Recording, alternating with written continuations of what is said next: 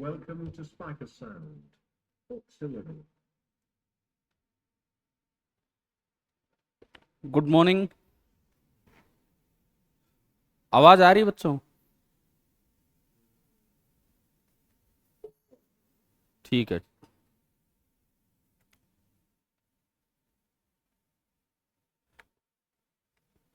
तो आप लोगों ने ठीक ठाक पेपर दिया पिछला। अभी हम आगे बढ़ते हैं।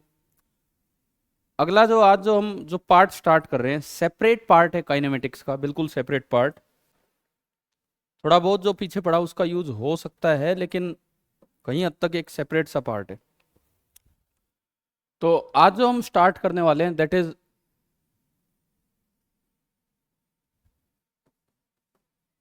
Relative motion. ये आप चैप्टर का नाम डाल लीजिए,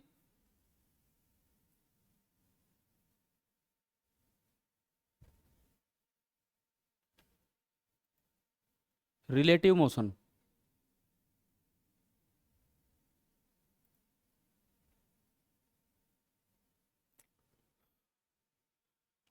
देखो, रिलेटिव मोशन का मतलब क्या है?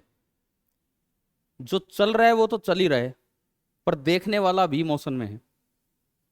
एक तो मैं कहीं बैठ के आपको ऑब्जर्व करूं आप जा रहे हैं, एक मैं खुद चलते चलते आपको ऑब्जर्व करता हूं, तो ये जो मोशन कहलाएगा, ये कौन सा मोशन होगा मेरे लिए? आपका रिलेटिव मोशन होगा। रिलेटिव मोशन का मतलब है ऑब्जेक्ट इज मूविंग।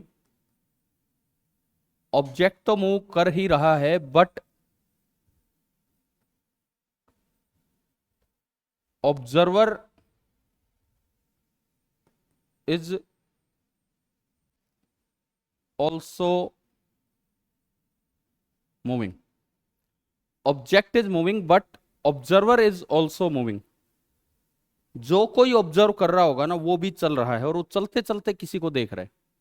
आप एक बस में बैठे हैं, आपकी सीट के बगल में कोई बैठा है, चल वो भी रहा है, चल आप भी रहे हो, लेकिन आप जब उसको ऑब्जर्व करते हो तो आपको वो रेस्ट पे नजर आता है कि नहीं? बस जा रही है, मैं जा रहा हूं, मेरे बगल में कोई बैठा है, मैं जब भी उसको देखूंगा मुझे वो रेस्ट पे नजर आता है, वही है मेरे से इतनी दूरी पे। जबकि मोशन में वो भी था, मोशन में मैं भी था, तो वो जो मैं देख रहा हूं दैट इज रिलेटिव मोशन, कि भाई मेरे रेस्पेक्ट में उसका मोशन क्या है। अच्छा, अब इसमें एक वर्ड हमने यूज किया, ऑब्जर्वर। किसी को कोई डाउट हो तो आप अपना बीच में पूछ सकते हैं। एक वर्ड हमने यूज किया, ऑब्जर्वर। ऑब्जर्वर को एक और नाम भी दिया जाता है, रेफरेंस फ्रेम या फ्रेम ऑफ रेफरेंस। इसी ऑब्जर्वर को बोला जाता है रेफरेंस फ्रेम या फ्रेम ऑफ रेफरेंस। अच्छा, रेफरेंस फ्रेम का मतलब क्या है? रेफरेंस फ्रेम का मतलब है एक ऐसा ऑब्जर्वर, प्रॉपर रेफरेंस फ्रेम अगर मैं कहूं, एक ऐसा ऑब्जर्वर जो एक एक्सिस सिस्टम लेके घूम रहा है किसी भी चीज की पोजीशन बताने के लिए। X Y Z axis system होगा, साथ में इसके पास एक घड़ी भी है कि कोई इवेंट कब होता है टाइम बताने के लिए। रेफरेंस फ्रेम का मतलब है observer with a clock and coordinate axis system। Observer with a clock and coordinate axis system. ये AXIS सिंगुलर होता है, AXES प्लूरल होता है। ठीक है, इसको हम बोल देते हैं रेफरेंस फ्रेम। ये जो हमारा होगा ये आपका रेफरेंस फ्रेम कहलाएगा।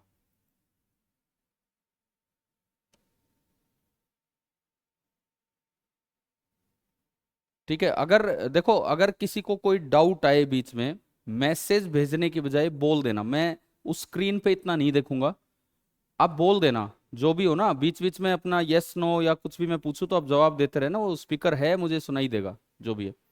पहले मुझे ये बताओ, रेफरेंस फ्रेम आपको समझ आ गया है क्या? रेफरेंस फ्रेम क्या होता है? ठीक है, एक ऐसा ऑब्जर्वर जिसके पास एक एक्सिस सिस्टम हो कोई इवेंट की पोजीशन बताने के लिए, क्लॉक हो इवेंट का टाइम बताने के लिए, इसको बोल देते हैं, मतलब ऑब्जर्वर ही है हमारा रेफरेंस फ्रेम। अब चलते हैं आगे बढ़ते हैं। अब इसमें सबसे पहली बात, पहली चीज यहां डिफाइन करेंगे हम relative position of A with respect to B. सबसे पहले हम डिफाइन करने जा रहे हैं relative position of A with respect to B. A की रिलेटिव पोजीशन बी के रेस्पेक्ट में। ए और बी दो इंसान होंगे, कुछ भी होंगे इस तरह से। आपको एक एक्सिस सिस्टम दिया गया, एक्स वाई बाहर की तरफ जेड। एक ऑब्जर्वर यहां बैठा दिया, रिलेटिव पोजीशन ए की है लेकिन विद रिस्पेक्ट टू बी है। तो आप बताओ, ढंग से जवाब देना, ऑब्जर्वर ए है या ऑब्जर्वर बी है?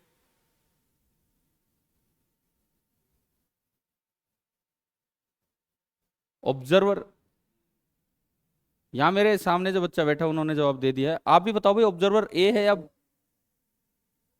कौन है? चाहत, अरे मैं नहीं, ए है कि बी है? बी, ठीक है। सुनो, ऑब्जर्वर कहीं यहां है, दिस इज बी। ये अपना एक्सिस सिस्टम लेके बैठा होगा। ये जो ऑब्जर्वर है ये अपने कोऑर्डिनेट्स लेके बैठा होगा इस तरह से। निखिल श्योरान, ये बीच बीच में भाई म्यूट कर लिया करो अगर आपकी तरफ से कोई डिस्टरबेंस हो तो। देखिए, और यहां मेरा ये कोई मैन है ए। पहले मैं येलो वाले कोऑर्डिनेट सिस्टम के अकॉर्डिंग बताता हूं।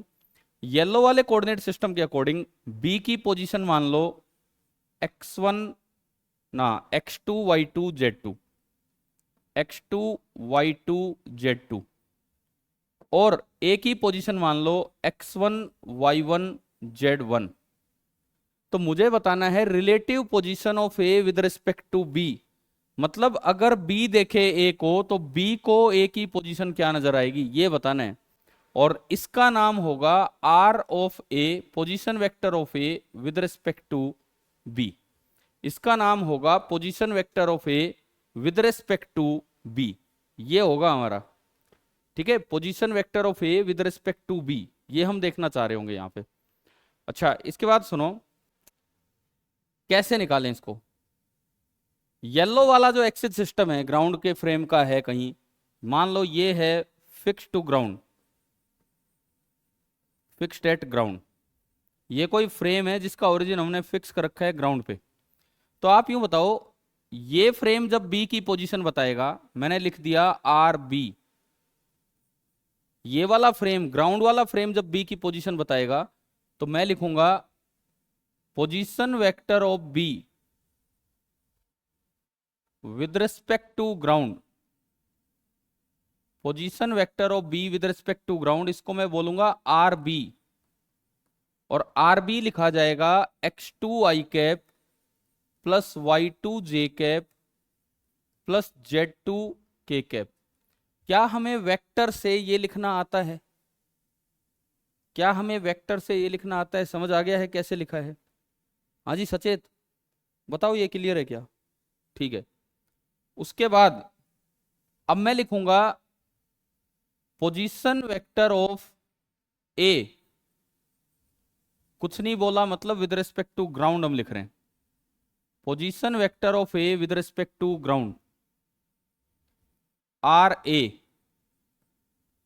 बताओ आर ए कैसे लिखें? अगर इसी प्रकार से मैं देखना चाहूं तो मेरे लिए ये जो वेक्टर होगा, ये क्या ये आर ए हो जाएगा, ये जो मैंने बनाया है यहाँ? ठीक है, this vector will be R A. वहां से आए ओरिजिन ग्राउंड वाले से, तो आर ए लिखा जाएगा x1 I cap plus y1 J cap plus z1 K cap.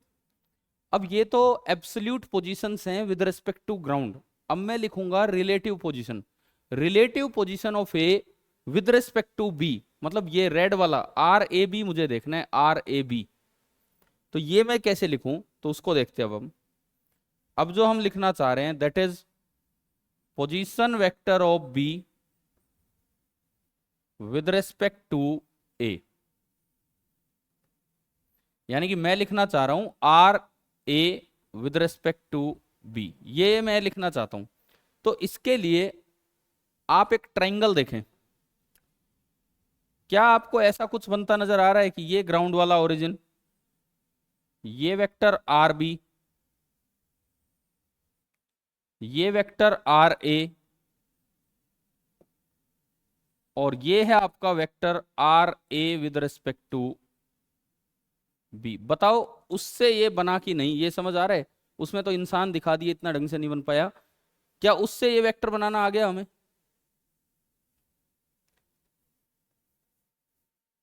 हाँ भाई अनिरुद्ध, समझ आ गया है ये कैसे बनाया है? ठीक है, तो अब आप लोग यहां से लिखने की कोशिश करें कि R A B, triangle of vector addition लगा के देखो कि आर ए बी कितना बनेगा। देखो आर ए बी, क्या दो वेक्टर जो सेम ऑर्डर में वो आर बी और आर ए बी हैं? सेम ऑर्डर मतलब एक के हेड पे दूसरे की टेल है, तो क्या मैं ये लिख सकता हूं कि R B plus R A B is R A, R B plus R A B is R A? तो आप लिख दो यहां पे इसमें कि by triangle law we can say that RB plus RAB is equal to RA, and यहां से आप बना लो RAB। तो RAB जो निकल के आ रहा है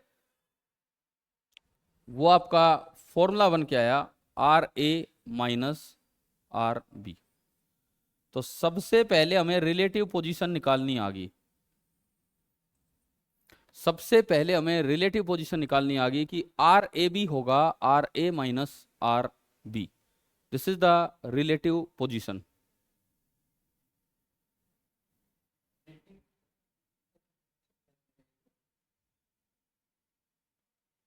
हाँ जी क्लियर हुआ? एक सवाल लेता हूं मैं इस रिलेटिव पोजीशन पे, कोई मुझसे बात कर रहा है कि आपस में बात कर रहे हैं? दोबारा बताऊं? ठीक है ठीक है ठीक है ठीक है ठीक है, मैं दोबारा बताता हूं, इधर सुनिए, ये लिख लिया है, एक बार इसको नोट सा कर लो, मैं अगले पेज पे दोबारा बता रहा हूं, एक एग्जाम्पल के साथ दोबारा बता रहा हूं, एक एग्जाम्पल के साथ मैं दोबारा बताऊंगा, बिल्कुल एज इट इज नहीं।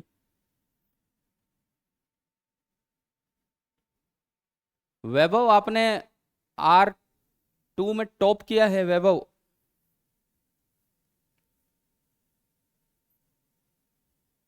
वैभव एक बार बोलिए आप, अगर आप बोल पा रहे हैं तो अनम्यूट होइए। आपके कितने 113 नंबर आए हैं एडवांस वाले पेपर में, है ना? और देखो मैं आपको बता दूं, वो जो जेई एडवांस का जो पेपर था जो आप लोगों का लिया गया था जेई एडवांस, कुछ कैंपस में जेई मेन का हुआ, कुछ में जेई एडवांस का हुआ, जेई एडवांस का 180 नंबर का पेपर था, 60 60 60, है ना? ऐसा ही था ना? 180 मार्क्स। तो उसमें से आपके इस सेक्शन से दो बच्चों ने 100 क्रॉस किया है, जो एक बड़ी अच्छी अचीवमेंट है। ना 100 क्रॉस R1 से हो पाया है, ना 100 क्रॉस NM1 से हो पाया है, ना 100 क्रॉस S40 से हो पाया है, तो एक अच्छी शुरुआत है आप लोगों की, लेकिन इसको जारी रखना आगे, बहुत अच्छा ऐसा काम आप कर रहे हैं। ठीक है चलिए अब देखते हैं आगे। और जिन लोगों ने जेई मेन का दिया, यहाँ दोनों तरह के बच्चे जुड़े हुए हैं, जिन्होंने जेई मेन का दिया उनकी परफॉर्मेंस भी ठीक ठाक है। चलिए देखिए क्या कह रहे हो, स्टार्टिंग से बताऊं? अरे पीछे कोई पेज ही नहीं है क्या? अच्छा ये, ना ना ना, अब सुनो, मैं ये लिखा नहीं है, मैं भेज दूंगा, क्लास खत्म होती है आपको भेज दिए जाएंगे नोट्स हर बार की तरह, अभी आगे बढ़ने दो। ठीक है, कुछ नहीं समझ आ रहा है मैं रिपीट करूंगा, ये यहीं से शुरुआत है, पीछे कुछ नहीं है, जरा सा वो बताया था कि ऑब्जर्वर चल रहा है और ये सब। मैं एक बार इसको रिपीट करता हूं यूजिंग एन एग्जाम्पल। देखिए एक क्वेश्चन लेते हैं हम, ये ग्राउंड के रेस्पेक्ट में कोई एक्सिस सिस्टम है, ये ओरिजिन फिक्स्ड है एट ग्राउंड, ठीक है, और हमें दिया गया कि भाई ये एक ए है, और ये कोई बी है, इनके कोऑर्डिनेट्स दे दिए, ए के कोऑर्डिनेट दे दिए 1,2,3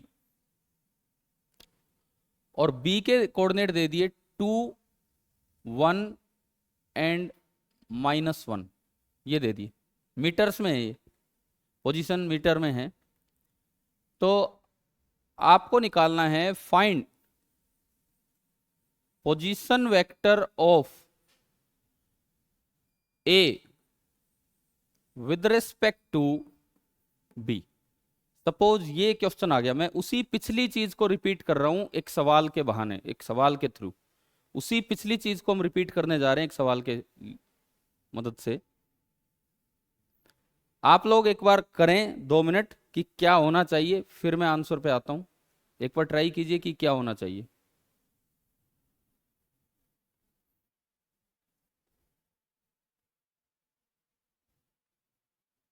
देवेश कुमार जी, ऑडियो वीडियो दोनों बिल्कुल परफेक्ट हैं कि नहीं?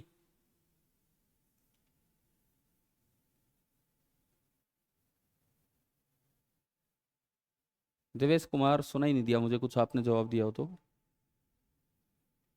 Thums up. मुझे स्क्रीन पे देखना पड़ता है इन सब चीज़ों के लिए, आप बोल दिया करो, मैं सामने कैमरा लगा उधर देखता हूँ, स्क्रीन थोड़ा बगल में है।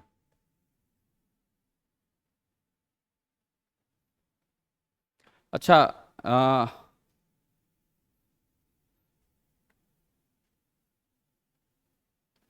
देखते हैं, आगे बढ़ते हैं। ये कर लिया। चलो, सबसे पहला काम, पोजीशन ऑफ ए बनाएंगे with respect to ground, R A.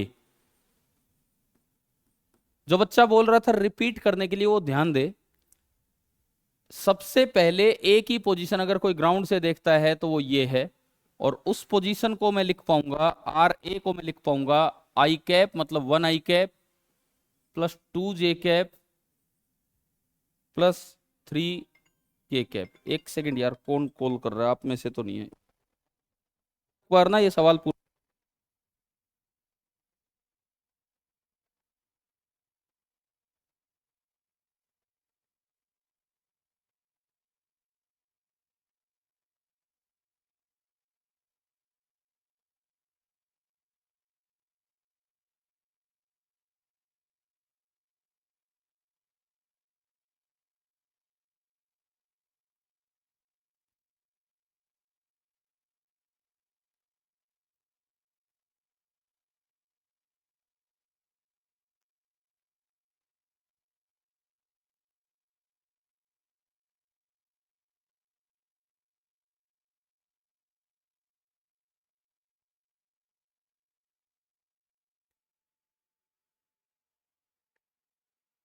हाँ जी, आर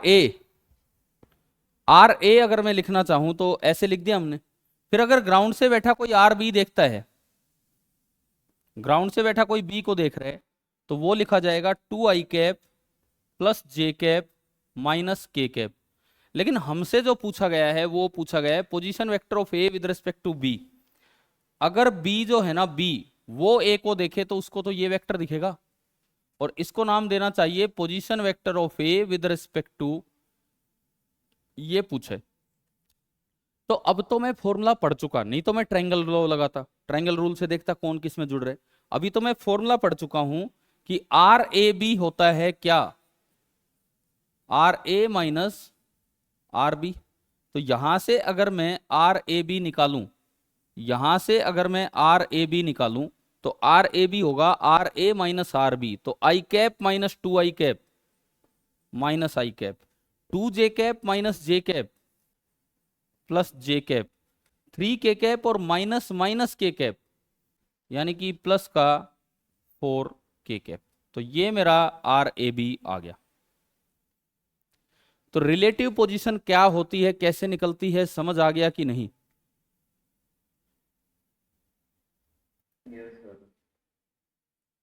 ठीक है, ठीक है, ठीक है, ठीक है। ये रिकॉर्डिंग आप लोगों ने रिक्वेस्ट भेजी है कि मेरे पास अपने आप ही आई है रिक्वेस्ट? किसी बच्चे ने भेजी है या आगे से ही आ जाती है यूं रिकॉर्डिंग का? छोड़ो, चलो जो भी है। मैं तो डिनाई कर दूंगा उसको, और कुछ नहीं, अब तो कर दिया हमने। आगे बढ़ते हैं। हो गया भाई ये। इसके बाद देखो, अच्छा किसी बच्चे ने रिपीट करने के लिए बोला था, मैं एक बार पिछला पेज दिखा देता हूं। ये बी यहां दिखाया था, ए यहां दिखाया था, ये ग्राउंड का फ्रेम था। ग्राउंड से बी की पोजीशन आर बी, ग्राउंड से ए की पोजीशन आर ए, और बी से ए की पोजीशन आर ए बी। हमने ट्राइंगल लॉ लगाया, ये दो वेक्टर सेम ऑर्डर में है, ये अपोजिट ऑर्डर में है, तो इसका और इसका सम इसके बराबर होगा यहां पे। वहां से एक फॉर्मूला आया, आर ए बी बराबर R A minus R B. अब मुझे लगता है और कोई चीज है नहीं इसमें, एक आसान सी चीज थी, और हम रिलेटिव पोजीशन निकालना सीख गए। वैसे आप साथ साथ लिखते चलो, मैं आराम आराम से पढ़ा रहा हूं, बट फिर भी किसी का कुछ पेंडिंग रह जाए तो क्लास के बाद नोट्स शेयर कर दिए जाएंगे, यही जो नोट्स हैं। ठीक है, फिर भी आप लिखो यार, ऐसे मत रहना कि बाद में नोट्स आएंगे और ये सब। चलें आगे बढ़ते हैं। हो गया था यहां तक नोट? ठीक है। अब ऐसे ही अगली चीज आती है रिलेटिव वेलोसिटी। जैसे हमने रिलेटिव पोजीशन देखा, ऐसे ही अब एक टर्म आती है रिलेटिव वेलोसिटी। अब उस पे चलते हैं हम कि रिलेटिव वेलोसिटी क्या होगी। देखो, ग्राउंड का फ्रेम है, ग्राउंड पे फिक्स एक फ्रेम है, ये हमने मान लिया, एक्स वाई जेड ये ओरिजिन, ये ए है, ये ऐसे गया, गया नहीं, ये पोजीशन दिखाई है मैंने, और इसको मैंने नाम दिया आर ए। मान लो इस वक्त ए कहीं जा रहा है, सपोज मैं कहूं कि ए ना इधर मूव कर रहा है इस समय, और उसकी वेलोसिटी है वी ए की velocity with respect to ground, with respect to ground, देखो ए के आगे कुछ नहीं लगाया बी सी डी, तो मतलब ये विद रिस्पेक्ट टू ग्राउंड है। तो this is velocity of A. Now V A is velocity of A. आप खाली इतना लिखते हो तो इसका मतलब होता है किसके रिस्पेक्ट में? ग्राउंड के रिस्पेक्ट में, velocity of A with respect to ground. तो काइनेमेटिक्स हमें बताता है कि वी ए को मैं लिख सकता हूं D by D T of R A. इसमें बताओ कोई डाउट है क्या कि अगर ए की पोजीशन आर ए है तो ए की velocity, general equation of motion, X में लिखते हो तो V X D X by D T, Y में लिखते हो तो V Y D Y by D T, तो जनरल इक्वेशन वी ए बराबर D by D T of R A. हाँ जी वैदे ही समझ आ गया ये? ठीक है। उसके बाद मैंने एक और कहीं कुछ माना इस पे, let it be B. B की पोजीशन हमने दिखाई, this is R B with respect to ground, with respect to ground B की जो पोजीशन है दैट इज आर बी। हमें नहीं पता बी भी कहीं जा रहा होगा, सपोज बी कहीं इस डायरेक्शन में जा रहा है, मैं कलर वो ही ले लेता हूं यार,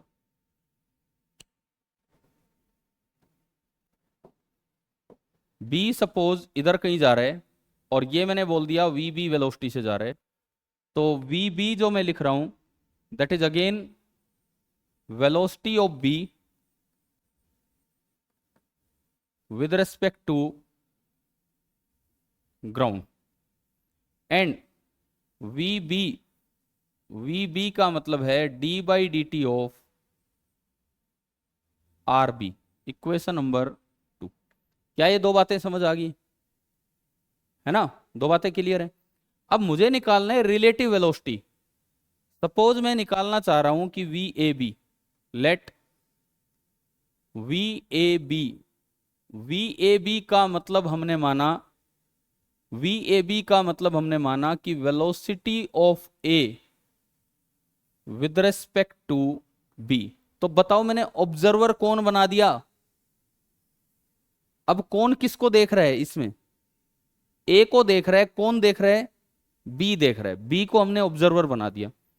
लेकिन मुझे रिलेटिव वेलोसिटी निकालनी है, तो सबसे पहले जाओ रिलेटिव पोजीशन पे, ये बनेगी रिलेटिव पोजीशन। इसको मैं क्या नाम दूंगा? R A B. R A B हमने निकालना सीख रखा है। आर ए बी कैसे लिखा जाता है?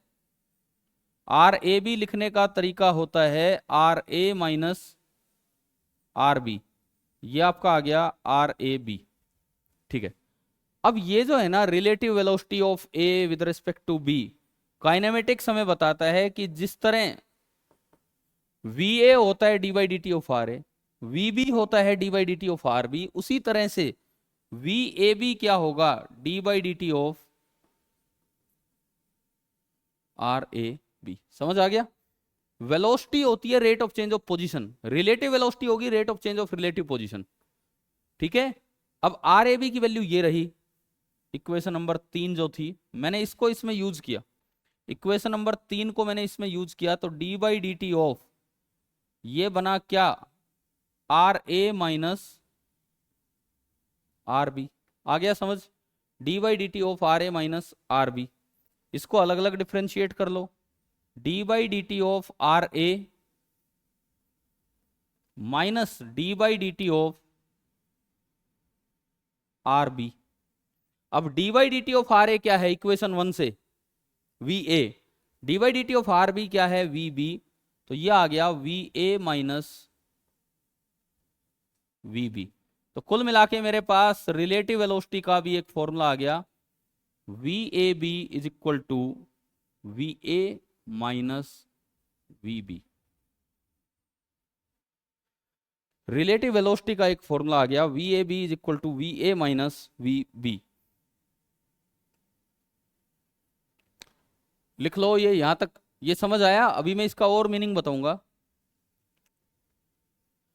महिमा जी, महिमा मित्तल, ये समझ आया कैसे किया हमने, ये फॉर्मूला कैसे लेके आए? ठीक है, मुबारक हो आपको भी, आपने मेडिकल में टॉप किया है, मेडिकल वाले टेस्ट में, उसमें।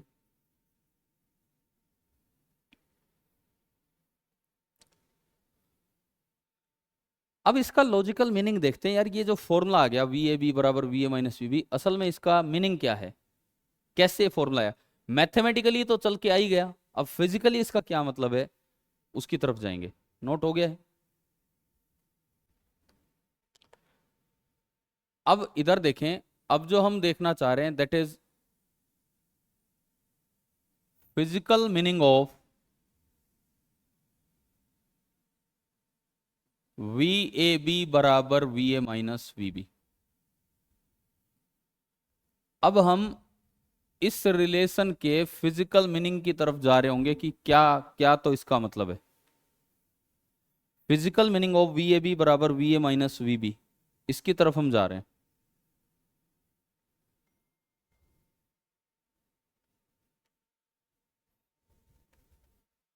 देखो हो क्या रहा था, वो एक्सेस सिस्टम को छोड़ो, ये कोई ए है, मैंने कहा ए इधर जा रहा है विद वेलोसिटी वी ए, ये ग्राउंड के रेस्पेक्ट में। एक कोई मैंने बी मान लिया, हमें नहीं पता किधर जा रहा है किधर नहीं जा रहा है, मैंने कहा बी इधर कहीं जा रहा है with velocity V B. V A B का मतलब है कि आपने बी को क्या बना दिया थोड़ी देर के लिए, ऑब्जर्वर। बी सीधा तो चल नहीं रहा, चलते चलते ए को देख रहा है, समझ गए हो? बी चलते चलते ए को देखे जा रहा है कि ए किधर जा रहा है, तो ये ऑब्जर्वर है। अब रिलेटिव वेलोसिटी क्या होगी, रिलेटिव वेलोसिटी क्या होगी वो हम समझते हैं यहाँ पे। रिलेटिव वेलोसिटी क्या होगी सुनिए, यहां पर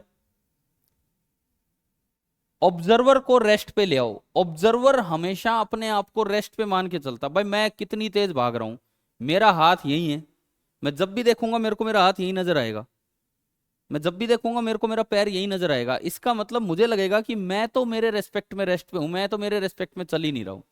ठीक है, तो बी को आप रेस्ट पे ले आओ, अगर बी ऑब्जर्वर है तो एक बार बी को रेस्ट पे ले आओ मैथमेटिकली, फिजिकली नहीं, कभी रोक दो उसको चलते चलते, मैथमेटिकली। कैसे?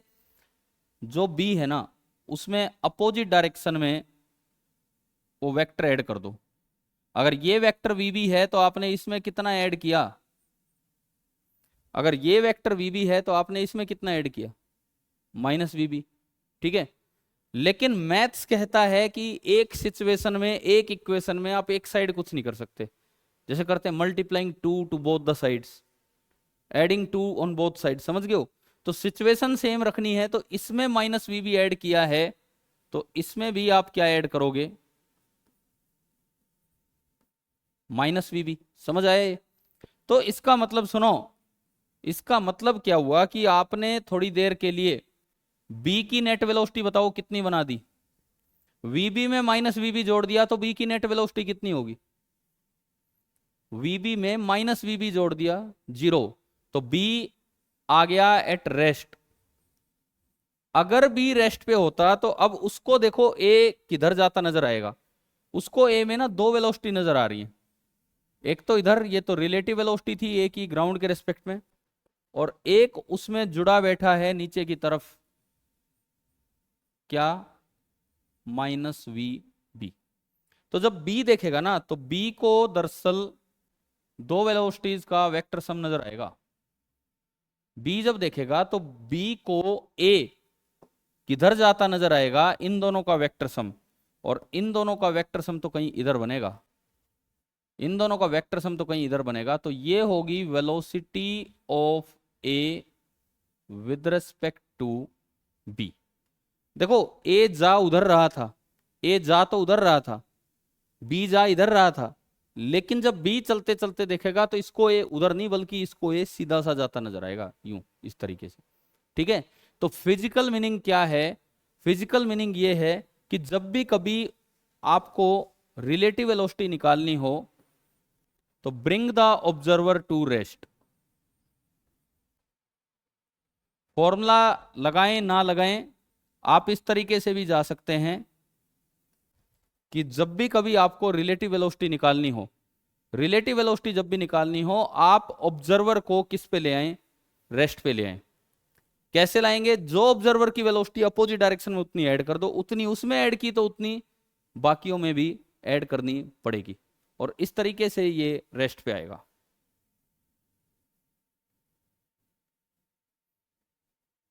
लिख लो आप,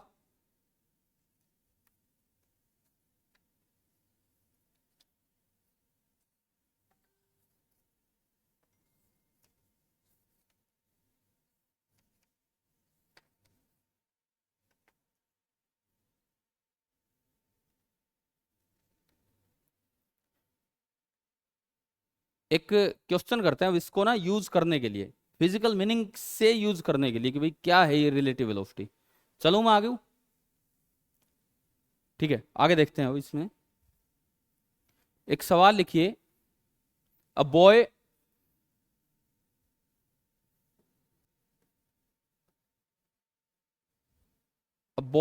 walking towards north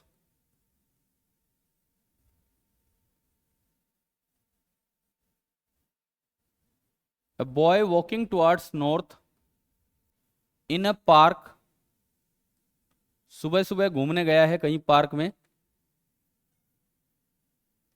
with a velocity of 3 kilometre per hour,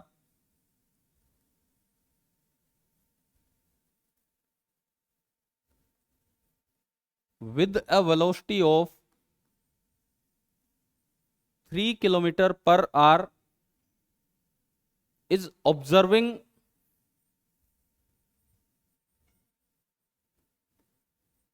a girl running towards east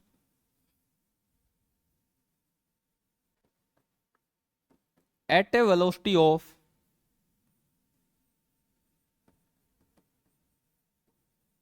4 kilometre per hour. एक लड़का है सुबह सुबह पार्क में घूमने गया है, धीरे धीरे चल रहा है 3 किलोमीटर पर आवर से, अपने रोड को नहीं देख रहे, कहीं और देख रहे, कहीं और कोई और भाग रहा है, भाग रही है, और कितनी वेलोसिटी से, 4 किलोमीटर पर आवर से, ठीक है। Find the magnitude and direction of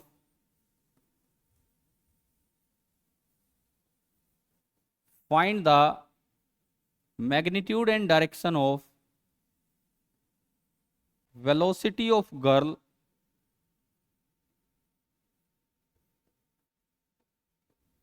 with respect to boy. Find the magnitude and direction of velocity of girl with respect to boy. अब इसको हम फिजिकल मीनिंग से समझते हुए चलेंगे कि कैसे होना चाहिए।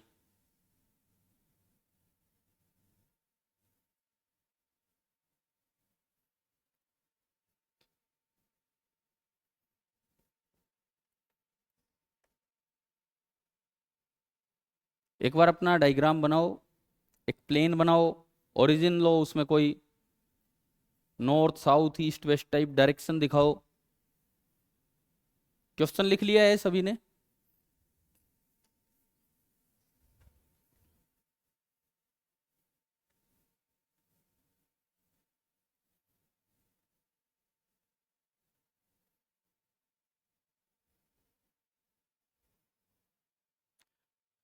क्वेश्चन लिख लिया है तो मैं अगले पेज पे चलता हूं।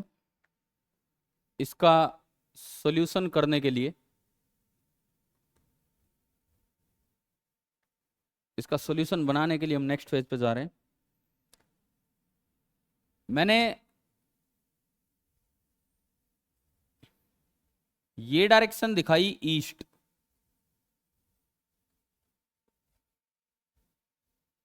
और ये डायरेक्शन दिखाई नॉर्थ। तेजस एक बात बताओ, नॉर्थ वर्टिकल है या नहीं? नॉर्थ डायरेक्शन तेजस वर्टिकल है या नहीं है?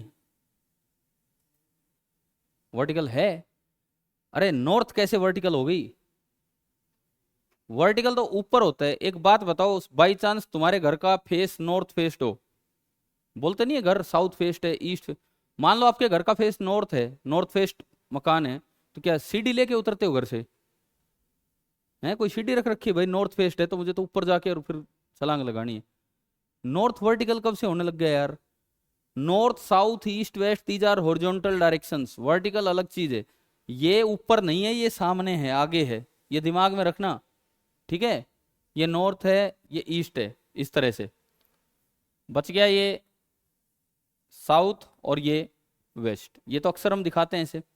अब सवाल में आते हैं। सबसे पहले गर्ल, ऑब्जर्वर बॉय है और जो चल रही है वो लड़की है जिसको वो देख रहा है। तो सबसे पहले उस लड़की की वेलोसिटी दिखाते हैं, किधर है बताओ? लड़की की वेलोसिटी शायद मैंने सवाल में 4 किलोमीटर पर आवर दी हो, और किधर? ईस्ट की तरफ। थोड़ी देर के लिए अपने सवाल को आगे बढ़ाने के लिए मैं इसको मान लेता हूं एक्स एक्सिस, और मैं इसको मान लेता हूं वाई एक्सिस, आई कैप जे कैप लाने के लिए एक्स और वाई। तो जो लड़की जो है वो इस तरफ जा रही है, इस तरफ ऐसे जा रही है वो, और कितनी वेलोसिटी से जा रही है? 4 किलोमीटर पर आवर से। तो अगर मैं बात करूं velocity of girl, that is 4, और एक्स एक्सिस आगे है तो आई कैप किलोमीटर पर आर। क्या आपको आई कैप जे कैप नोटेशन में ये लिखना आ गया है? वेलोसिटी ऑफ गर्ल कैसे लिखी हमने? तो सिमिलरली आप क्वेश्चन पढ़ के बताओ velocity of boy I cap J cap में क्या होगी? कोई भी बच्चा बोल दे भाई, velocity of boy I cap J cap में क्या होगी? हाँ चाहत जी, बिल्कुल ठीक बताया आपने, 3 जे कैप। जो लड़का है वो इधर कहीं जा रहा होगा, और वेलोसिटी ऑफ बॉय वो हमारे नोटेशन के अकॉर्डिंग 3 जे कैप किलोमीटर पर आर। ये बन गया। अब मैं अभी फिजिकल मीनिंग पे गया था। वो कहता है कि जो ऑब्जर्वर है उसको रोक दो। ऑब्जर्वर बॉय है, ऑब्जर्वर लड़का है या लड़की है? यहाँ पे ऑब्जर्वर लड़का है या लड़की है? बॉय लड़का है ऑब्जर्वर, तो उसको रोक दो। अब उसको अगर रोकना है तो उसमें अपोजिट डायरेक्शन में इतना ही ऐड कर दो, नीचे की तरफ 3 मतलब -3 जे कैप। ये मेरी अजम्पशन है, पर जो इसमें ऐड किया वो आपको इस लड़की वाली वेलोसिटी में भी ऐड करना पड़ेगा, -3 जे कैप। इससे क्या होगा? बॉय तो रेस्ट पे आ गया है। इससे क्या होगा? मैं इक्विवेलेंट डायग्राम पे चलता हूं। ये बना लिया आपने? ये बना लिया है तो अब आप देखो, इससे जो मेरा अगला डायग्राम बनेगा वो कुछ इस तरह का बनेगा। ये एक्स एक्सिस, ये वाई एक्सिस, मेरा जो अगला डायग्राम बनेगा वो कुछ इस तरह का बनेगा कि अब वो जब लड़का देख रहा होगा तो उसको ना 4 i कैप से तो इधर जाती दिखेगी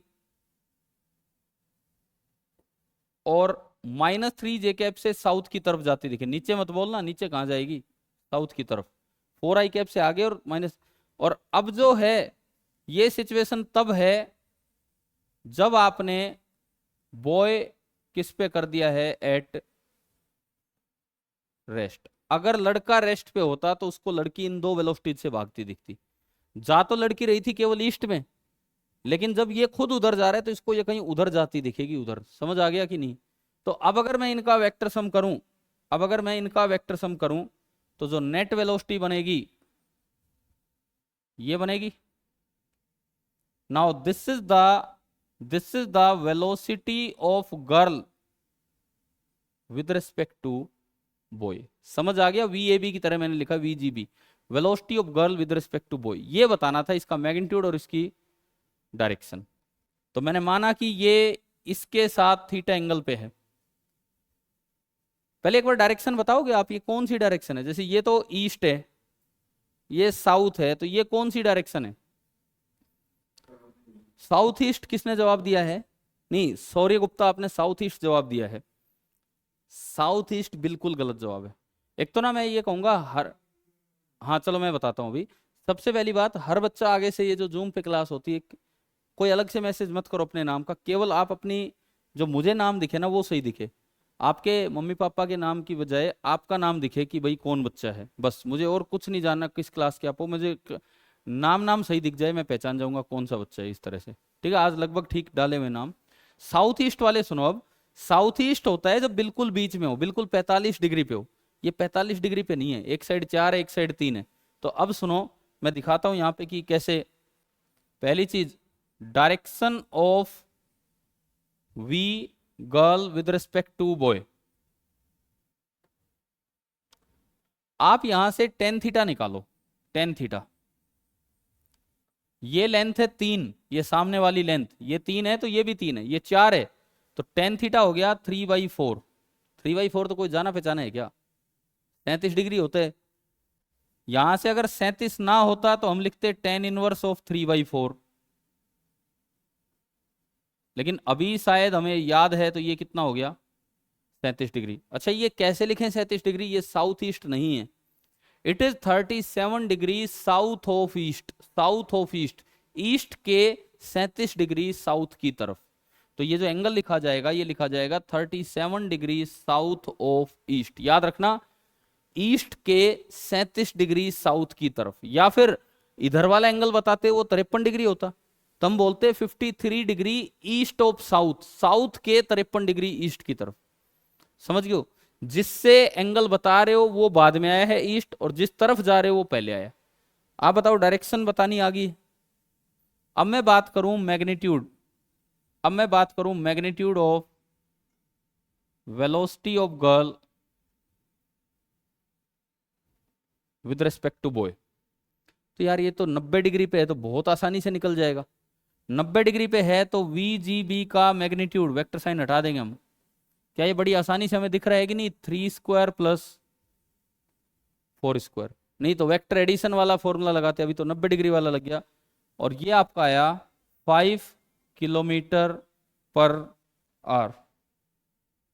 ये आपका आया 5 km/h। आप बताओ, क्या दोनों बातें समझ आ गई हैं क्या? कैसे relative velocity using physical meaning निकालना है, क्या उसका मतलब है। और देखो, आप फिजिकली सोच भी सकते हो। अगर इधर ये लड़का दौड़ते दौड़ते इस लड़की को देखता है, तो क्या वो लड़की पीछे जाती दिखेगी कि नहीं? भाई अगर वो ना भी चले और मैं ही भाग रहा हूं तो मुझे वो पीछे जाती दिखेगी, और वो खुद भी चल रही है तो उधर भी जाती दिखेगी। मतलब जब मैं यूं भाग रहा हूं तो मुझे, एक तो वो ईस्ट में तो वो अपने कारण जा रही है, और साउथ में वो क्यों जाती दिख रही है? क्योंकि मैं किधर जा रहा हूं? नॉर्थ में। तो उसकी कोई बीच का एंगल आ गया है इस तरीके से। अभी तक हमने इस लेक्चर में दो चीजें सीखी, रिलेटिव पोजीशन, रिलेटिव वेलोसिटी। आप बताओ, क्या दोनों बातें क्लियर हो गई हैं यहां तक? रिलेटिव पोजीशन, रिलेटिव वेलोसिटी, दोनों क्लियर हैं? ठीक है, ठीक है, ठीक है, ठीक है। चलिए आगे बढ़ते हैं। अब ऐसे ही अगली चीज आती है रिलेटिव एक्सेलरेशन।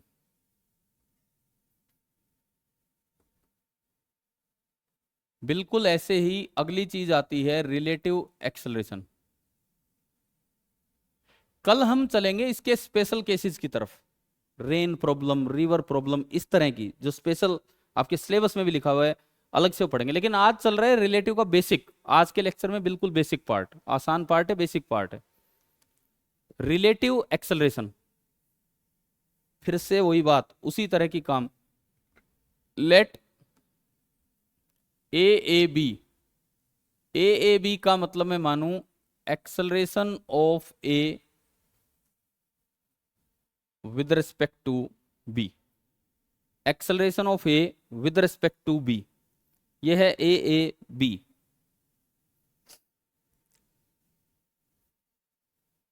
अब देखो कैसे कैसे बनाएं। ये आपका एक्सिस सिस्टम है, एक्स वाई जेड, जेड में नहीं बना रहा, एक्स वाई जेड पूरा सिस्टम है। एक ए था जो इधर जा रहा था with some velocity V A, एक बी था, दूसरे कलर से बनाता हूं, ये कोई बी है, ये मैंने कहीं इधर जाता हुआ मान लिया विद वेलोसिटी वी बी। इस वक्त ये जब खाली वी और खाली वी भी लिखे हैं तो ये विद रिस्पेक्ट टू ग्राउंड है, ये जो है ये विद रिस्पेक्ट टू ग्राउंड है। सपोज ए की वेलोसिटी में कुछ चेंज होने लगा, ए की वेलोसिटी में कुछ चेंज होने लगा और ए का जो एक्सेलरेशन है, अब मैं आपसे पूछूंगा क्या वेलोसिटी चेंज होगी तो एक्सेलरेशन तो होगा, ये तो श्योर है। क्या एक्सेलरेशन वेलोसिटी के अलोंग ही होता है या किसी भी डायरेक्शन में हो सकता है? हाँ बताओ, सचेत ने तो सही जवाब दे दिया मेरे सामने। क्या वेलोसिटी की डायरेक्शन में एक्सेलरेशन होता है या किसी भी डायरेक्शन में हो सकता है? किसी भी, हमने प्रोजेक्टाइल मोशन पढ़ा, उसमें वेलोसिटी कहीं होती थी, एक्सेलरेशन कहीं, तो हमें कोई मतलब नहीं एक्सेलरेशन किधर है। सपोज मैंने माना कि इसका एक्सेलरेशन इधर है एंड लेट इट बी ए, और मैंने मान लिया कि इसका एक्सेलरेशन कहीं इधर है, let it be A B. तो ये हमने चार चीजें बोर्ड पे दिखाई इस समय। अब मैं इनका मतलब लिखता हूं। सबसे पहले मैंने लिखा acceleration of A with respect to ground, acceleration of A with respect to ground, जिसको आप ए बोल रहे हैं। एंड काइनेमेटिक्स की जनरल इक्वेशन बताती है कि A can be written as D by D T of V A, लिख सकते हैं हम ऐसा। काइनेमेटिक्स की हमारी जनरल इक्वेशन बताती है कि acceleration of A is D by D T of V of A, है ना। फिर मैं लिखूं एक्सेलरेशन ऑफ बी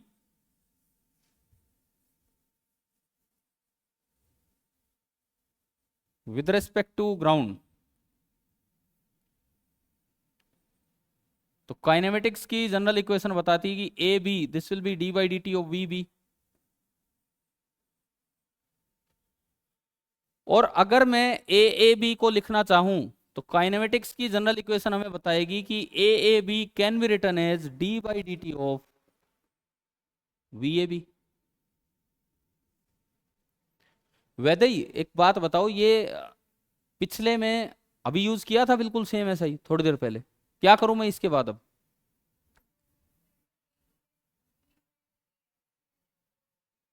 ठीक है, इन्होंने सही बताया है कि हम क्या करें, इसका यूज करें। थोड़ी देर पहले ही सीख के आए कि वी ए बी क्या होता है, V A minus V B. इसको यहां पुट कीजिए तो ये बनेगा D by D T of V A minus V B. Again इसको खोलेंगे तो D by D T of V A minus D by D T of V B, और D by D T of V A है acceleration of A with respect to ground, और minus acceleration of B with respect to ground. तो एक और formula मेरे पास आ गया, समझ गए हो। तीसरा फॉर्मूला आज की क्लास का आ रहा है कि acceleration of A with respect to B this is equal to acceleration of A minus acceleration of B, acceleration of A minus acceleration of B. हाँ जी, गर्व अग्रवाल समझ आ गया क्या ये कैसे आया फॉर्मूला? Yes sir. ठीक है, बढ़िया है। मुझे ऐसा नहीं दिख रही इस क्लास में, कहाँ पे है क्या? आगे हो सकती है, मैंने पूरा पेज खोला नहीं क्योंकि काफी बच्चे जुड़े हुए हैं।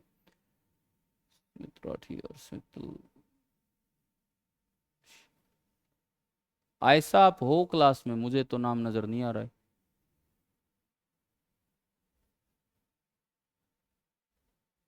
उदित यादव, शायद आपने भी बड़ा अच्छा किया है कल। उदित 103 नंबर है आपके एडवांस वाले में।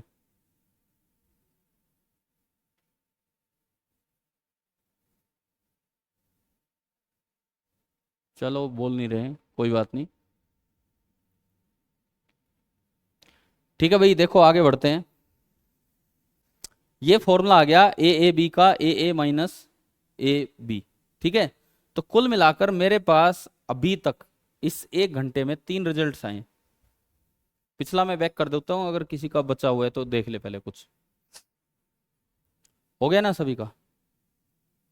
तो देखो यहां पे एक बार मैं 3 रिजल्ट्स को इकट्ठा करूं, 3 रिजल्ट्स ऑफ, आप भी अपने नोट्स में इकट्ठा कर लीजिए एक बार इसको, और जिसमें बीच वाले रिजल्ट का हमने फिजिकल मीनिंग भी बताया कि क्या है। 3 रिजल्ट्स ऑफ रिलेटिव मोशन। पहला रिजल्ट कि कभी आपको लिखना हो R A with respect to B, इसका मतलब होगा R A with respect to ground minus R B with respect to ground. दूसरा रिजल्ट, अगर आपको कभी लिखना हो वी ए बी, तो इसका मतलब होगा V A with respect to ground minus V B with respect to ground. और इसका फिजिकल मीनिंग हमने पढ़ा था कि ब्रिंग बी टू रेस्ट, अगर आप ये कैलकुलेट करना चाहते हैं।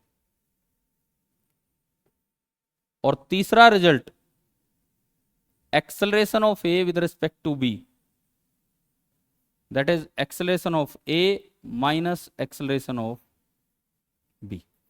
कुल मिला के अभी तक आज के लेक्चर में, इस 1 घंटे में, ये 3 रिजल्ट हमें समझ आए हैं कि भाई इस तरह रिलेटिव मोशन में आगे बढ़ा जाता है।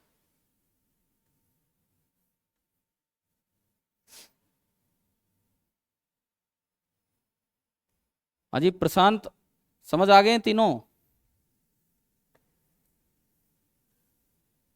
प्रशांत आवाज नहीं आई, जोर से बोलो, क्या बोल रहे हो? ठीक है ठीक है ठीक है। चलिए अब एक क्वेश्चन एक्सेलरेशन पे भी लेते हैं, रिलेटिव एक्सेलरेशन पे भी एक सवाल लेते हैं।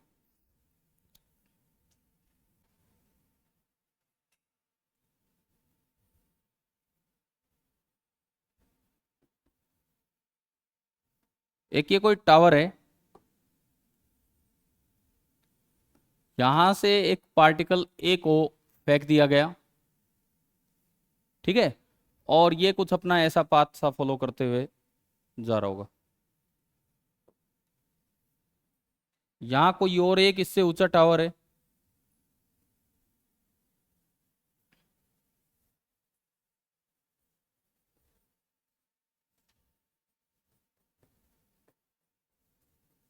ये हॉरिजॉन्टल प्लेन है, ये हॉरिजॉन्टल प्लेन है और वो वर्टिकल प्लेन है, मतलब ये वर्टिकल लाइन है, ये हॉरिजॉन्टल लाइन है और ये वर्टिकल लाइन है, इस तरह से। एक और पार्टिकल को इधर थ्रो कर दिया, बी को, और ये कुछ ऐसे जा रहा होगा। हम नहीं कह रहे टक्कर हुई, क्या हुआ क्या नहीं हुआ, ये मोशन है इनका इस तरह का। बी कहीं ऐसे गया, ए कहीं ऐसे गया, ठीक है। Find acceleration of A with respect to B when both are in air.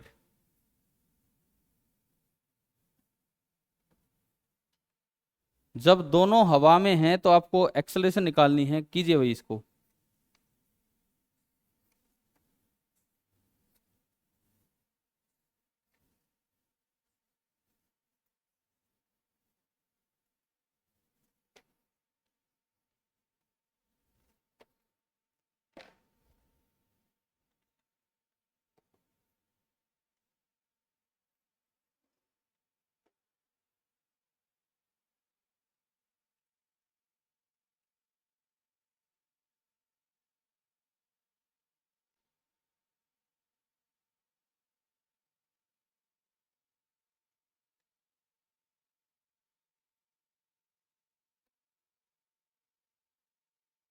किसी का कुछ आंसर आए तो बता देना।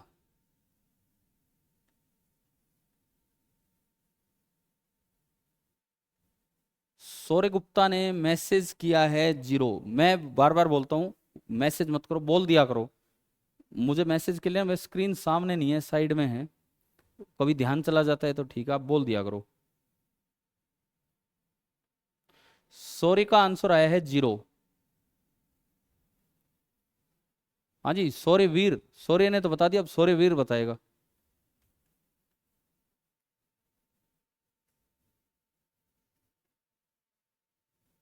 सचेत, देखो भाई करते हैं अब इसको। और कोई बच्चा बोले अगर किसी का आंसर आया है तो।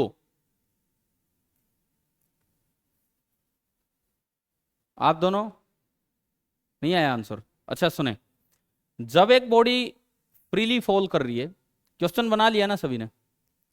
देखते हैं आगे। दोबारा बोलो, आपकी आवाज क्लियर नहीं सुनाई देती मुझे। हाँ बोलना अब।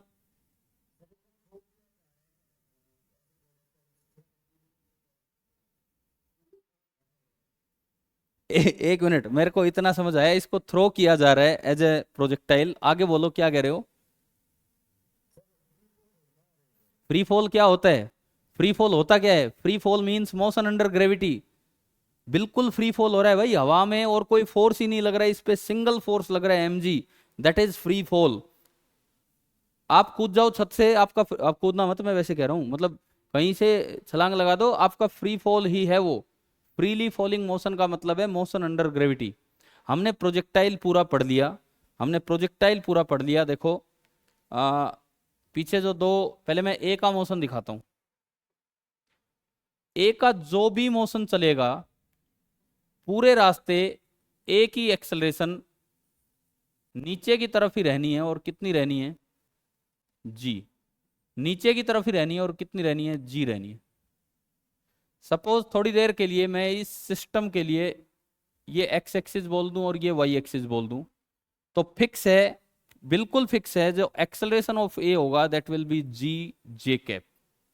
समझ आ गया है हमें? ठीक है। अब अगर मैं दूसरे वाला मोशन देखता हूं, ये ग्रीन वाला, अगर मैं ग्रीन वाला मोशन देखूं तो ग्रीन वाले का भी तो यही सब, अरे कहाँ गया ग्रीन भाई? अगर मैं ग्रीन वाला मोशन देखता हूं तो ग्रीन वाले का भी मोशन ऐसा ही है, और पूरे रास्ते उसका एक्सेलरेशन भी नीचे की तरफ ही होगा, and that will be G. This is freely falling motion. Freely falling का मतलब ये नहीं है कि गिर गया, ड्रॉप हो गया, चाहे फेंक दिया हो, motion under gravity is known as free fall. तो अगर मैं एक्सेलरेशन ऑफ बी लिखूं, तो इस एक्सिस सिस्टम के अनुसार एक्सेलरेशन ऑफ बी जो है वो भी कितना हो गया? जी जे कैप। समझ आया?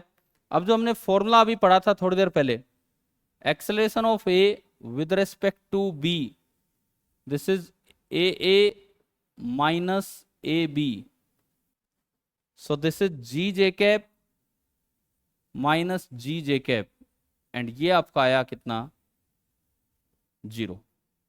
तो acceleration of A with respect to B जो होगा वो एग्जैक्टली एग्जैक्टली 0 हो जाएगा।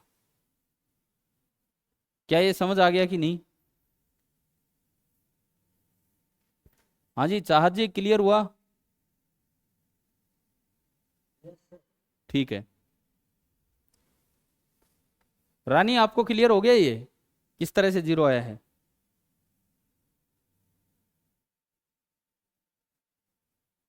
रानी आप बोलिए, जवाब दीजिए। चलो कोई नहीं, आगे बढ़ते हैं हम। अब रिलेटिव एक्सेलरेशन अगर जीरो है, इसका क्या मतलब है, ये सुनो। फिजिकल मीनिंग ऑफ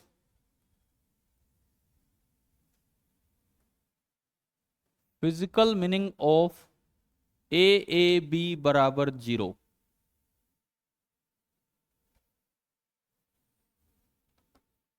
इसका क्या मतलब है, अब ये सुनिए। अगर acceleration of A with respect to B suppose ये जीरो है, तो इसका मतलब है D by D T of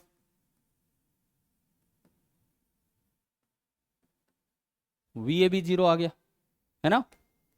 और किसी चीज का डिफरेंशिएशन जीरो है, इसका मतलब है कि velocity of A with respect to B जो होगा ना, वो कांस्टेंट है। मतलब not varying with time, time के साथ ये चेंज नहीं हो रही है। और अगर वेलोसिटी चेंज नहीं हो रही है, तो ना वेलोसिटी का मैग्नीट्यूड चेंज हो रहा है, ना वेलोसिटी की डायरेक्शन, तो पाथ कैसा रहेगा, कर्व्ड या स्ट्रेट लाइन। पाथ कैसा रहेगा, स्ट्रेट लाइन, क्योंकि वेलोसिटी की डायरेक्शन भी चेंज नहीं हो रही है। इसका मतलब path of A with respect to b will be a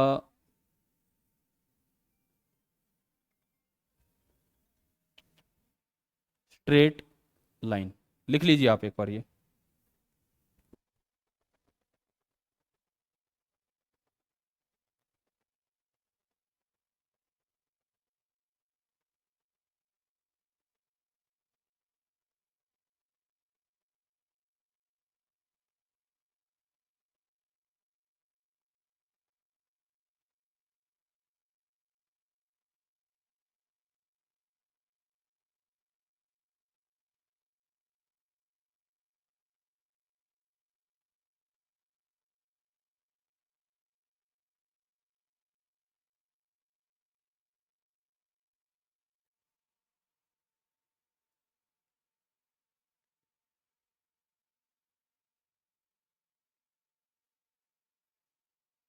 हाँ भाई, ये आ गया समझ। Path of A with respect to B will be है स्ट्रेट लाइन।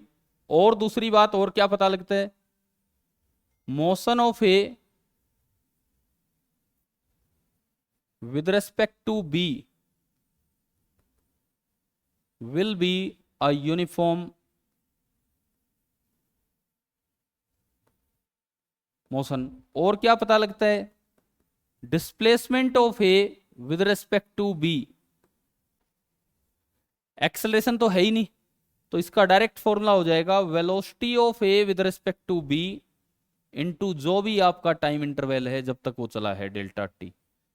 क्या हमने पढ़ा है कि यूनिफॉर्म मोशन में, क्या हमने पढ़ा है यूनिफॉर्म मोशन में डिस्प्लेसमेंट बराबर वेलोसिटी इनटू टाइम होता है। एक्सेलरेटेड मोशन हो तब तो और बातें आ जाती है, एस बराबर U T plus half A T square type. A को जीरो कर दो तो आपकी ये इक्वेशन बन गई। मतलब अगर acceleration of A with respect to B zero है, तो उसका क्या क्या मतलब है, ये मैंने आपको बता दिया।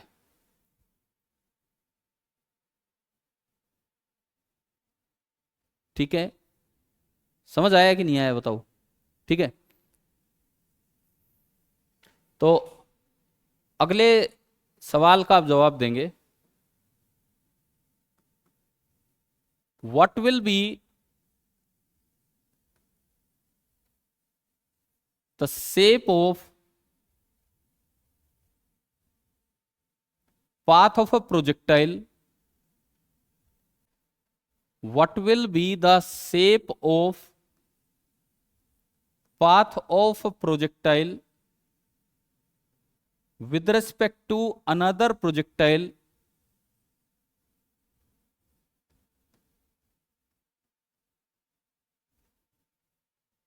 when both are moving in air under gravity।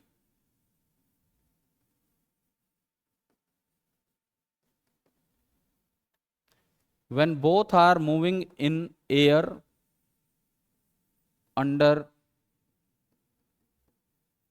gravity.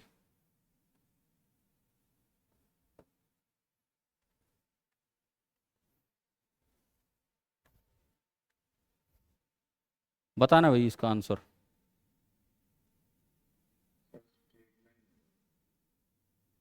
हाँ, बिल्कुल ठीक जवाब है, स्ट्रेट लाइन होगा। आंसर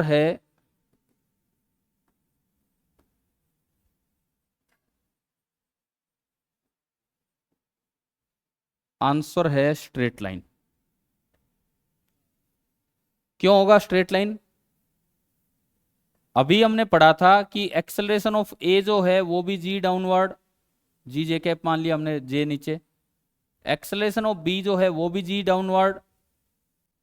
तो इसका मतलब acceleration of A with respect to B जो होगा वो कितना हो जाएगा? जीरो। यानी कि velocity of A with respect to B जो होगी वो क्या हो जाएगी? कांस्टेंट। इसका मतलब जो पाथ ऑफ ए, चाहे दोनों का पाथ पैराबोला हो, वो पाथ कैसा होगा? स्ट्रेट। अब इसमें देखो कमाल की बात है, path of A with respect to ground ये है पैराबोलिक, है ना? जानते हम, ये तो पहले ही पढ़ चुके हैं इस चैप्टर में, पिछले में। अगर आप बात करें path of B with respect to ground, तो वो भी आपका कैसा होना है? पैराबोलिक। लेकिन देखो ग्राउंड से कोई देख रहा है दोनों को, दोनों पैराबोलिक पाथ में जाते नजर आ रहे हैं। लेकिन ये कूदते कूदते हवा में, एक अगर दूसरे को देखता है तो एक को दूसरे का पाथ हमेशा कैसा नजर आएगा? Straight line. वो किसी भी एक डायरेक्शन में स्ट्रेट लाइन सा नजर आ जाएगा। ठीक है, अब बात आती है किस डायरेक्शन में स्ट्रेट लाइन नजर आएगा। अब मैं थोड़ा उसकी तरफ चलूं, आगे तो समझ है ना, ये तो आई गया हमें समझ क्या है क्या नहीं। अब देखो आप, सपोज आपने यहां से ए को प्रोजेक्ट किया, बहुत फोन पे फोन, फोन पे फोन,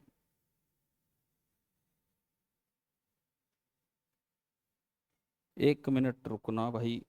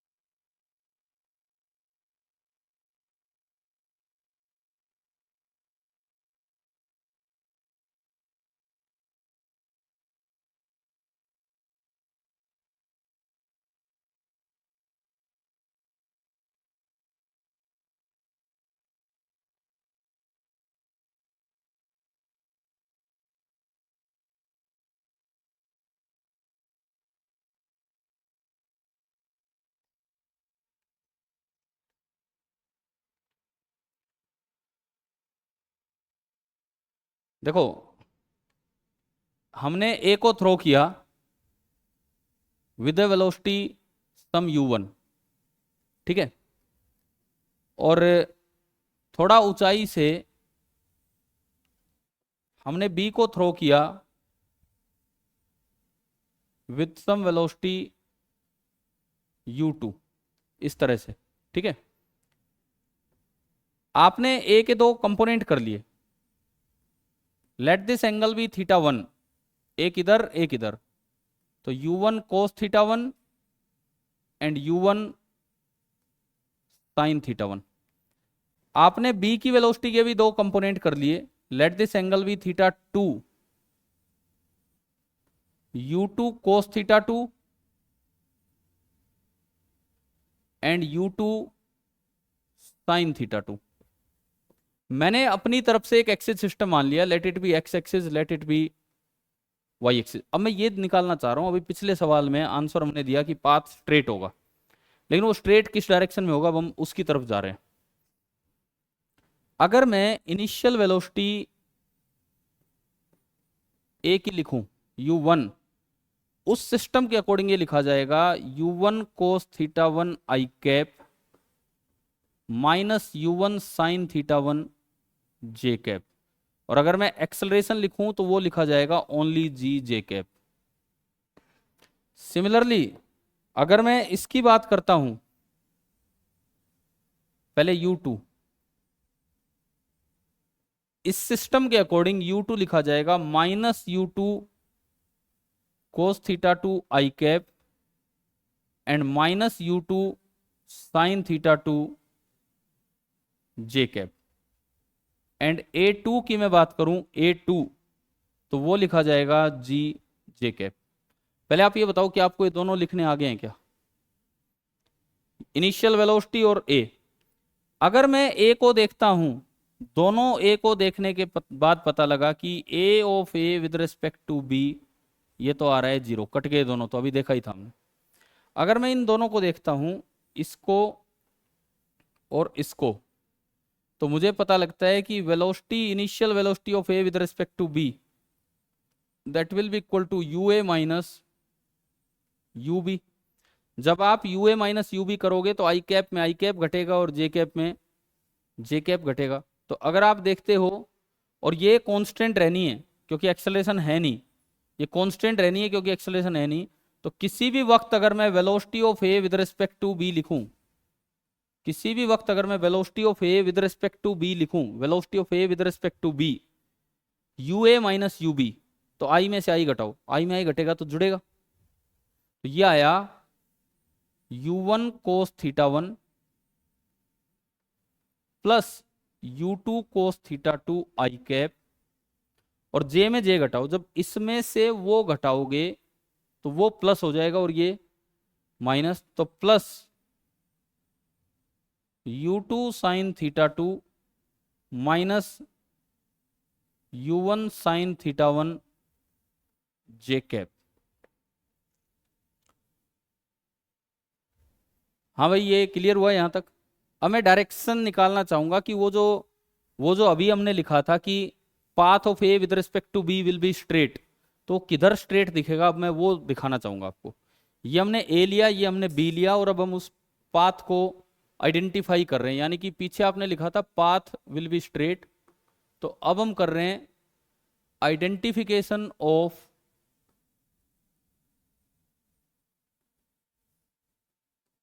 स्ट्रेट पाथ। वो जो भी आपका स्ट्रेट पाथ होगा हम उसको आइडेंटिफाई कर रहे हैं किसी भी एग्जांपल में। जैसे ये हमने एग्जांपल लिया, तो देखो velocity of A with respect to B वो वही होगी जो इनिशियल है, और वो ये निकल के आई आई कैप, तो परमानेंट पॉजिटिव आ गया। परमानेंट पॉजिटिव मतलब, परमानेंट पॉजिटिव मतलब बी को ए हमेशा उधर जाता दिखेगा, हमेशा उधर, क्योंकि एक्स आ गया। ये पॉजिटिव भी हो सकता है और नेगेटिव भी। अगर u2 sin थीटा 2 बड़ा है तो ये ऊपर जाता दिखेगा, और u1 sin थीटा 1 बड़ा है तो ये नीचे जाता दिखेगा। तो अब मैं आपको दिखाता हूं पाथ क्या होगा। Case first, u2 sin theta 2 is greater than u1 sin theta 1। अब हम उस स्ट्रेट पाथ को उजागर कर रहे हैं कि किधर होगा। अगर वो u2 sin थीटा 2 बड़ा हो u1 sin थीटा 1 से, तो ये पॉजिटिव हो गया जे कैप। पॉजिटिव मतलब y किधर है, नीचे। मैं उल्टा बोल गया शायद थोड़ी देर पहले। अगर ये पॉजिटिव है तो नीचे आता दिखेगा, और नेगेटिव है तो ऊपर, क्योंकि जे कैप आपने नीचे माना है। तो अब देखो, अब आपको कैसा पाथ दिखेगा इसका, सुनिए। ये हमने बोल रखा है एक्स एक्सिस, ये हमने बोल रखा है वाई एक्सिस। ये वो जगह है जहां से ए को थ्रो किया है, ये वो जगह है जहां से ए को थ्रो किया है, और बी कहीं ऊंचाई पे बैठा है। बी कहीं ऊंचाई पे बैठा है, वो केवल नजर दे रहा है इस पे, बैठा नहीं है। बी खुद कूदा हुआ है, लेकिन हम बी के रिस्पेक्ट में दिखा रहे हैं बी को क्या नजर आएगा वो। तो देखो, बी को नजर आना है कि ए जो है ना इधर कहीं जाता दिखेगा। किधर जाता दिखेगा वो सुनिए। इस ए में, इसकी वेलोसिटी में इसको दो कंपोनेंट नजर आएंगे। ये वाला कंपोनेंट कितना आया, u1 cos theta one plus, अभी लिखा था कि नहीं हमने पीछे, अभी लिखा था हमने पीछे ये, और दूसरा कंपोनेंट पॉजिटिव है तो ये आपको नजर आएगा ये इतना, क्या था ये, u2 sine theta to minus, समझ गए हो।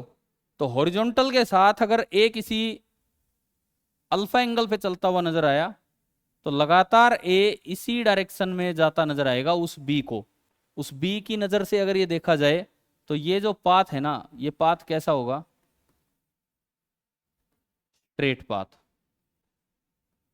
Of A with respect to B. अगर सवाल में इतना सी बात है भाई पाथ कैसा होगा तो स्ट्रेट होगा, लेकिन अब किधर होगा वो मैं दिखा रहा हूं। ये इधर जाएगा एंड अगर आप टेन अल्फा लिखें, tan alpha this upon this, तो ये तो पूरा क्या है, u2 sine theta to minus u1 sine theta one upon u1 cos theta one plus u2 cos theta to. अब हम कर क्या रहे हैं, अब हम उस स्ट्रेट पाथ को आइडेंटिफाई कर रहे हैं, अब हम उस स्ट्रेट पाथ को आइडेंटिफाई कर रहे हैं कि जो आया है ये, समझ आ गया है। ठीक है, अब तो आखिरी 5-7 मिनट बचे हैं मीटिंग के, बस यही केस ही आइडेंटिफाई हो पाएंगे, ये काम हम कर रहे हैं। केस फर्स्ट क्लियर हुआ कि बी को ए इधर जाता नजर आएगा, समझ आ गया है। Case second,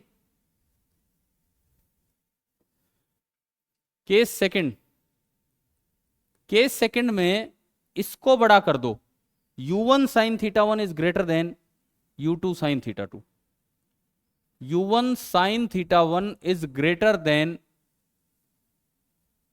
u2 sine theta to. Last में जो बच्चे बचेंगे, क्योंकि 5-7 तो कम हो जाते हैं, एक बार मैं उनसे कहूंगा आखिरी 2 मिनट अपना वीडियो ऑन करेंगे, अभी भी नहीं कह रहा हूं मैं क्योंकि पूरी देर तो आप करते ही नहीं हो, वैसे मैं देख सकता हूं आप सबको अपनी स्क्रीन पे, बट अभी तो सबके बस नाम नाम आ रहे हैं और कुछ नहीं। लास्ट में अभी नहीं, मैं आखिर में और 2-3 मिनट बाद एक बार कहूंगा, तो एक बार आप अपने वीडियो ऑन जरूर करेंगे, ठीक है। u1 sine theta one is greater than u2 sine theta to. इस केस में देखो क्या होगा, ये a है ना, सॉरी x एक्सिस है, ये y एक्सिस है, और a को यहां से थ्रो किया है। हमारा ऑब्जर्वर b यहीं कहीं बैठा है, बैठा नहीं है मैंने कहा, वो b कूदा है, लेकिन अभी के लिए वो ऑब्जर्वर है, तो उसको क्या नजर आना है वो हम दिखा रहे हैं। अब देखो दो वेलोसिटी फिर होंगी, एक वेलोसिटी तो यही होगी, ये वेलोसिटी क्या थी, u1 cos theta one plus u2 cos theta two. अगर अगर ये बड़ा हो गया, अगर ये बड़ा हो गया तो ये नेगेटिव जे कैप आ जाएगा। भाई ये बड़ा हो गया, ये छोटा, तो ये माइनस का आ गया कि नहीं, माइनस जे कैप मतलब किधर, ऊपर, और magnitude u1 sine theta one minus u2 sine theta to. तो एक और कंपोनेंट बनेगा ऊपर, u1 sine theta one minus u2 sine theta to, ये। तो जो नेट वेलोसिटी बनेगी, जैसे पिछली बार ये नेट वेलोसिटी हमारी नीचे बनी थी अल्फा एंगल पे, इस बार ये नेट वेलोसिटी ऊपर बनेगी किसी एंगल बीटा, मैंने बोल दिया बीटा एंगल पे, ठीक है। और ये हमेशा जो पाथ है वो इधर ही जाता दिखेगा जब तक दोनों हवा में है।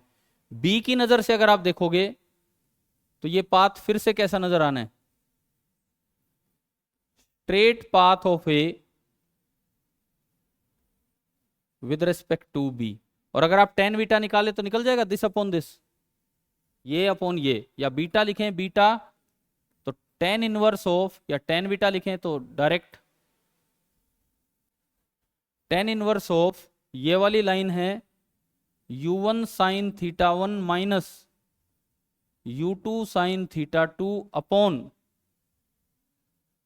u1 cos theta one plus u2 cos theta two. आ गया समझ, पता लग पा रहा है ना कर क्या रहे हैं, एक प्रोजेक्टाइल के रिस्पेक्ट में दूसरा प्रोजेक्टाइल देख रहे हैं और उसका पाथ देख रहे हैं हम कि कैसा किधर होगा।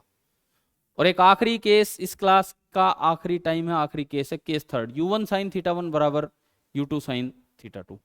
आखिरी केस पे हम चलते हैं। Case third, u1 sine theta 1 बराबर u2 साइन थीटा 2।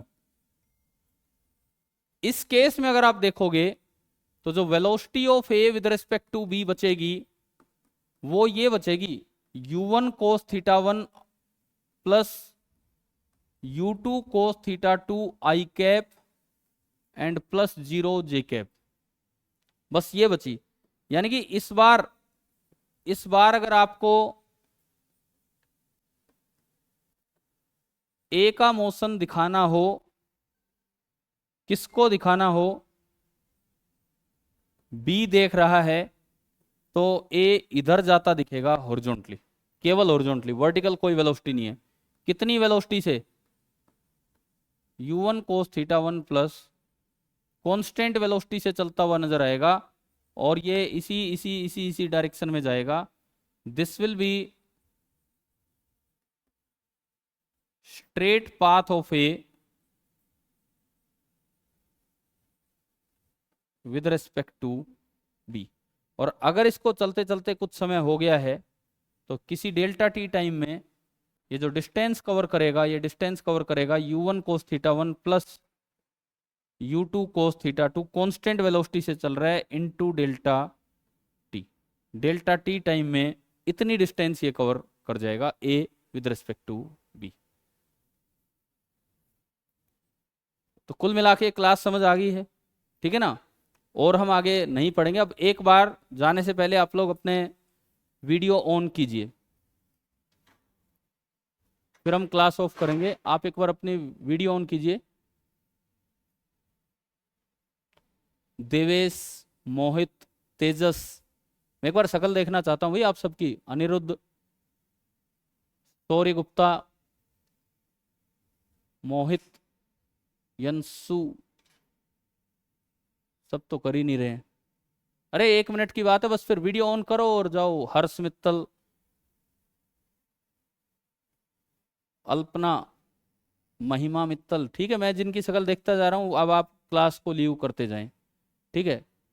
जयंत, ये जयंत आरजे जोकी बने हुए हो आप तो, ठीक है। प्रशांत गर्ग, ठीक है, जिसका नाम मैं लेता जाऊं आप चलते चलें। यंसु, देवेश, गर्व अग्रवाल, अनिरुद्ध, ठीक है, आप जा सकते हैं। जतिन, यंसु, गर्व अग्रवाल, मोहित, आप लीव कर जाएं क्लास। साहिल यादव, ये 2-3 बच्चे रह गए जिन्होंने अभी तक भी वीडियो ऑन नहीं किया है और पता नहीं। ठीक है ठीक है ठीक है, आप जाओ फिर। रानी यादव, आप भी नहीं कर रहे हैं वीडियो ऑन, ठीक है भाई, कोई बात नहीं, हम क्लास ऑफ करते हैं, ठीक है।